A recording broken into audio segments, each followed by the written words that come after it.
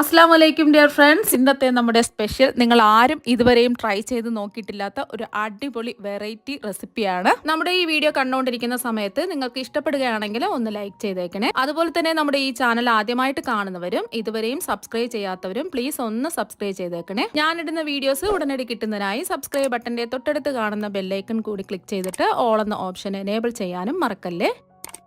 ആദ്യം തന്നെ ഇതിനായിട്ട് ഒരു മിക്സിയുടെ ജാറിലേക്ക് 15 ചെറിയ ഉള്ളി ഇട്ട് കൊടുക്കാം. ഞാനിപ്പോൾ 15 ചെറിയ ഉള്ളിയാണ് എടുത്തിട്ടുള്ളത്. വലിയ ചെറിയ ഉള്ളിയൊക്കെ ആണെന്നുണ്ടെങ്കിൽ ഒരു 10 ഒക്കെ എടുത്താൽ മതിയാവും. അതുപോലെ തന്നെ ഇതിലേക്ക് ഒരു 20 അല്ലി വെളുത്തുള്ളി അല്ലികളും കൂടി ചേർത്ത് കൊടുക്കാം. ചെറിയ അല്ലി വെളുത്തുള്ളി അല്ലികളാണ്. വലിയ അല്ലി വെളുത്തുള്ളി അല്ലികളാണെന്നുണ്ടെങ്കിൽ ഒരു 10 എടുത്താൽ മതിയാവും. ഇനി 3 ഇഞ്ച് വലുപ്പത്തിലുള്ള ഇഞ്ചി ഇതുപോലെ നീളത്തിൽ കട്ട് ചെയ്തത് ചേർത്ത് കൊടുക്കാം. പെട്ടെന്നൊന്ന് ചതച്ച് എടുക്കുന്നതിന് വേണ്ടിയിട്ടാണ് ഇതുപോലെ നീളത്തിൽ കട്ട് ചെയ്ത് എടുത്തിട്ടുള്ളത്. അതുപോലെ തന്നെ ഇതിലേക്ക് ഒരു 2 തണ്ട് കറിവേപ്പില ചേർത്ത് കൊടുക്കാം.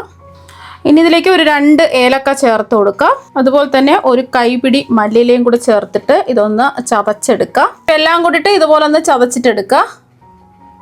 ഇനി നമ്മൾ ചതച്ചെടുത്തതെല്ലാം കൂടിയിട്ട് ഒരു ബൗളിലേക്ക് മാറ്റാം. ഇനി ഇതിലേക്ക് നല്ല കട്ടിയുള്ള അധികം പുളിപ്പൊന്നുമില്ലാത്ത 1 ടേബിൾ സ്പൂൺ തൈര് ചേർത്ത് കൊടുക്കാം. ഇനി ഇതിലേക്ക് 1 ടീസ്പൂൺ മഞ്ഞൾപ്പൊടി ചേർക്കാം.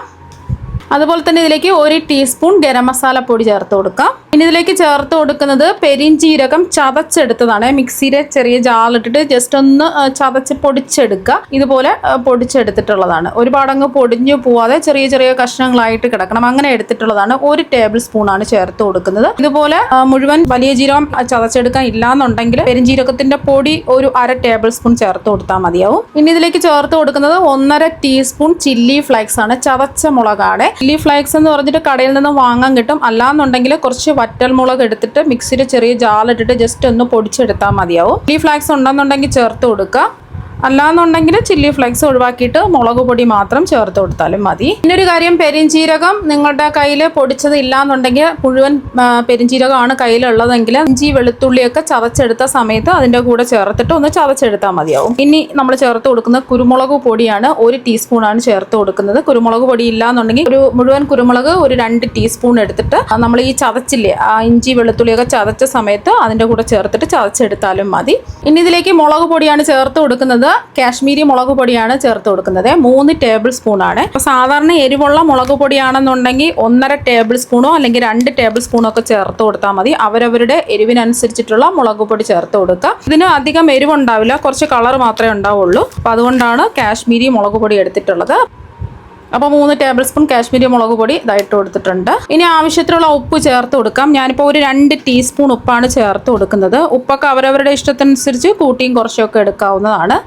ഇനി ഇതിലേക്ക് നമ്മൾ ചേർത്ത് കൊടുക്കുന്നത് വിനാഗിരിയാണ്. 2 ടേബിൾ സ്പൂൺ വിനാഗിരിയാണ് ചേർത്ത് കൊടുക്കുന്നത്. വിനാഗിരിക്ക് പകരം നിങ്ങൾക്ക് വേണമെന്നുണ്ടെങ്കിൽ 1 ടേബിൾ സ്പൂൺ നാരങ്ങ നീര് വേണമെന്നുണ്ടെങ്കിലും ചേർത്ത് കൊടുക്കാം. നാരങ്ങ നീര് ഇല്ലാന്നുണ്ടെങ്കിൽ 2 ടേബിൾ സ്പൂൺ വിനാഗിരി ചേർത്ത് കൊടുത്താൽ മതി. അതുപോലെ തന്നെ ഇതിലേക്ക് 2 ടേബിൾ സ്പൂൺ വെളിച്ചെണ്ണയും കൂടി ചേർത്ത് കൊടുക്കാം. വെളിച്ചെണ്ണയിലാണ് നിങ്ങൾ ചെയ്യുന്നതെങ്കിൽ വെളിച്ചെണ്ണ തന്നെ ചേർത്ത് കൊടുക്കുക.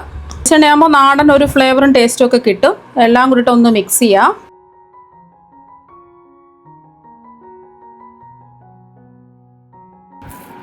അപ്പോൾ ഇതെല്ലാം കൂടിയിട്ട് നന്നായിട്ട് ഒന്ന് മിക്സ് ചെയ്തെടുത്തിട്ടുണ്ട്.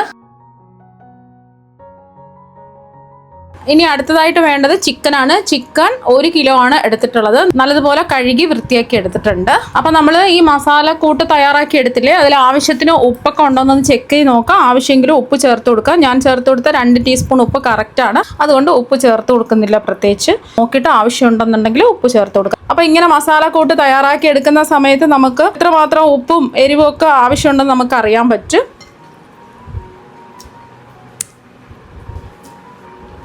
അപ്പോൾ ഞാൻ തയ്യാറാക്കിയതിൽ കറക്റ്റ് എരിവും ഉപ്പും ഒക്കെ കറക്റ്റാണ്. നിങ്ങൾക്ക് എത്രയാണോ ആവശ്യമുള്ളത് അതിനനുസരിച്ചിട്ട് ചേർത്ത് കൊടുക്കുക. അപ്പോൾ ചിക്കൻ കഷ്ണങ്ങളെല്ലാം ഇതാ ഇട്ട് കൊടുത്തിട്ടുണ്ട്. ഇനി കൈ വെച്ചിട്ട് നന്നായിട്ട് ഇതൊന്ന് മിക്സ് ചെയ്തെടുക്കാം.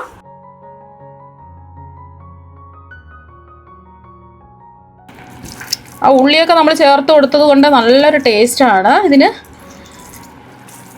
ആ ചിക്കൻ്റെ എല്ലാ ഭാഗത്തും മസാല തേച്ച് പിടിപ്പിക്കാം. നിങ്ങൾക്ക് വേണമെന്നുണ്ടെങ്കിൽ വരഞ്ഞു കൊടുത്തിട്ട് അങ്ങനെയും ചിക്കൻ എടുക്കാവുന്നതാണ്. ഞാനിപ്പോൾ വരഞ്ഞു കൊടുക്കുന്നില്ല, ഒരു ഫോർക്ക് വെച്ചിട്ട് ഒന്ന് കുത്തി കൊടുക്കാം ഉള്ളിലൊക്കെ മസാല പിടിച്ച് കിട്ടുന്നതിന് വേണ്ടിയിട്ട്. ചിക്കൻ കഷ്ണങ്ങളിലെല്ലാം മസാല തേച്ച് പിടിപ്പിച്ചെടുത്തിട്ടുണ്ട്. എല്ലാ ഭാഗത്തും നല്ലതുപോലെ ഒന്ന് തേച്ച് പിടിപ്പിക്കുക. എന്നിട്ട് നമുക്ക് വേണമെന്നുണ്ടെങ്കിൽ ഫോർക്ക് വെച്ചിട്ട് ഒന്ന് കുത്തി കൊടുക്കാം, മസാലയൊക്കെ ഒന്ന് ഇറങ്ങി കിട്ടാൻ വേണ്ടിയിട്ട്.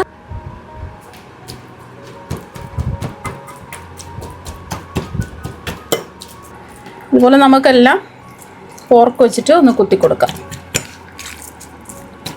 അപ്പോൾ എല്ലാം ഇതുപോലെ ഒന്ന് കുത്തി കൊടുത്തതിന് ശേഷം നമുക്ക് മൂടി വെച്ച് റെസ്റ്റ് ചെയ്യാൻ വെക്കാം. ഈ മസാലയൊക്കെ ഒന്ന് പിടിച്ചു കിട്ടണമല്ലോ. ഇതിന് 1 മണിക്കൂറെങ്കിൽ നമുക്ക് റെസ്റ്റ് ചെയ്യേണ്ടി വരും. പുറത്ത് വയ്ക്കുകയോ അല്ലെങ്കിൽ ഫ്രിഡ്ജിൽ വയ്ക്കുകയോ ചെയ്യാവുന്നതാണ്. നമുക്കിത് മൂടി വെച്ച് കൊടുക്കാം. അപ്പം നമ്മൾ ചിക്കൻ മസാല ഒക്കെ പുരട്ടി റെസ്റ്റ് ചെയ്യാൻ വെച്ചിട്ട് 1 മണിക്കൂർ ആയിട്ടുണ്ട്. ചിക്കനിലെല്ലാം മസാല നല്ലോണം പിടിച്ച് കിട്ടിയിട്ടുണ്ട്.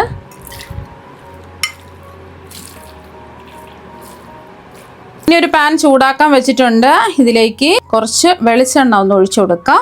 ഇനി വെളിച്ചെണ്ണ ഒന്ന് ചൂടാവട്ടെ. ഇപ്പോൾ എണ്ണ ഒന്ന് ചൂടായിട്ടുണ്ട്. ഇതിലേക്ക് ഒരു 2 ടേബിൾ സ്പൂൺ ഗോതമ്പ് പൊടി ഇട്ട് കൊടുക്കുക. ഒന്ന് മിക്സ് ചെയ്യാം. ലോ ടു മീഡിയം ഫ്ലെയിം വെച്ച് കൊടുക്കുക. നമ്മൾ എണ്ണയിലേക്ക് മാവ് ഇട്ട് കൊടുത്തതിന് ശേഷം ചിക്കൻ കഷ്ണങ്ങൾ ഇട്ട് കൊടുക്കുക. എണ്ണയിലേക്കാണ് നമ്മൾ മാവ് ഇട്ട് കൊടുത്തത്. കാരണം എന്താ വെച്ചാൽ ഇത് പെട്ടെന്ന് തന്നെ ഫ്രൈ ആയി കിട്ടുകയും ചെയ്യും. ഉള്ളൊക്കെ നല്ല ജ്യൂസി ആയിട്ടിരിക്കുകയും ചെയ്യും. ചിക്കൻ മസാല പുരട്ടി വെച്ചപ്പോൾ നമ്മൾ കോൺഫ്ലോറോ മൈദയോ ഒന്നും ചേർത്തിട്ടില്ല. നമ്മളിതിൽ ഗോതമ്പ് പൊടിയാണ് എണ്ണയിലേക്ക് ചേർത്ത് കൊടുത്തിട്ടുള്ളത്. നല്ല ഒരു പ്രത്യേക ടേസ്റ്റ് ആയിരിക്കും ഇങ്ങനെ ചെയ്തിട്ടെടുക്കുമ്പോൾ. ഞാനിപ്പോൾ 2 ബാച്ചായിട്ടാണ് ഇത് ഫ്രൈ ചെയ്തെടുക്കുന്നത്. അപ്പോൾ ലോ ടു മീഡിയം ഫ്ലെയിം വെച്ച് കൊടുക്കുക. നമ്മൾ ഈ മാവ് ചേർത്തുകൊണ്ട് പെട്ടെന്ന് തന്നെ നല്ല ക്രിസ്പി ആയിട്ട് മുരിഞ്ഞ് ഉള്ളിലൊക്കെ നല്ല ജ്യൂസി ആയിട്ട് നമുക്ക് ഈ ചിക്കൻ ഫ്രൈ ചെയ്തെടുക്കാൻ പറ്റും. ഫ്ലെയിം കൂട്ടി വെക്കരുത്. അപ്പോൾ ഇതൊന്ന് ഒരു വശം ഒന്ന് മുരിഞ്ഞ് വരട്ടെ. ഒരു വശം ഒന്ന് കുക്കായി വന്നിട്ടുണ്ട്. തിരിച്ചിട്ട് കൊടുക്കുക.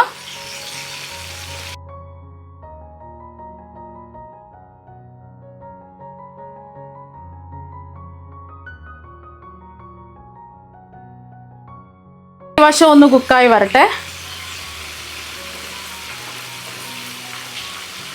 ഇപ്പോൾ 2 വശവും നല്ലോണം മുരിഞ്ഞ് കുക്കായി വന്നിട്ടുണ്ട്. പിന്നെ നമുക്ക് എണ്ണയിൽ നിന്ന് അങ്ങ് കോരി മാറ്റാം.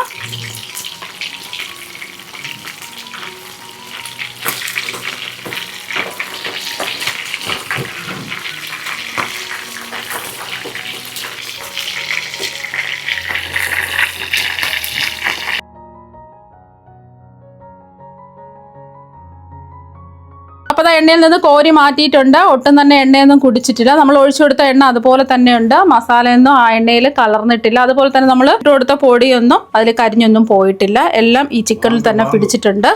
അപ്പോൾ അടുത്ത ബാച്ച് ഫ്രൈ ചെയ്യുന്ന സമയത്ത് 1 ടേബിൾ സ്പൂൺ ഗോതമ്പ് പൊടി ഇട്ട് കൊടുക്കുക. ചിക്കൻ കഷ്ണങ്ങൾ ഇട്ട് കൊടുക്കുക.